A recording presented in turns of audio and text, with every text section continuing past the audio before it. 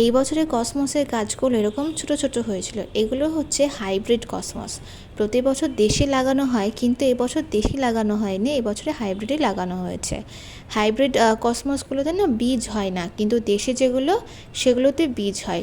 রঙগুলো না ভীষণ সুন্দর হয়েছিল এই বছরের। পরে অবশ্য দুটো দেশি কসমস এনে লাগানো হয়েছিল, কিন্তু আমার না আর ভিডিওগুলো নেওয়া হয়নি। আর এগুলো হচ্ছে মায়ের সবজি বাগানের টমেটো। এই বছর এত টমেটো হয়েছিল যে আর বাজার থেকে কিনতে হয়নি, গাছে টমেটোতেই হয়ে গেছিলো। এছাড়াও মা আরও অনেক গাছ লাগিয়েছিল, বেগুন গাছ, লঙ্কা গাছ। আর এই গাছটা হচ্ছে বেগুনি কালারের লঙ্কা, ছোট ছোট হয়েছিল লঙ্কাগুলো, আর একদম ছোট ছোট, আর বেগুনি কালার, ডিপ বেগুনি কালারের। আর এগুলো হচ্ছে পাথরকুচির ফুল। এই পাথরকুচিটা মনে হয় 2 বছর পর ফুল দিল। মামা বাড়ি থেকে নিয়ে আসা হয়েছিল এই গাছগুলোকে, অনেক গাছই আনা হয়েছিল, তার মধ্যে দুটোতে না ভীষণ সুন্দরভাবে ফুল দিয়েছিল। এত সুন্দর লাগছিল ফুলগুলো দেখতে। পাতাগুলো যেমন ফাটে, ফুলগুলো সেরকমভাবে ফাটে।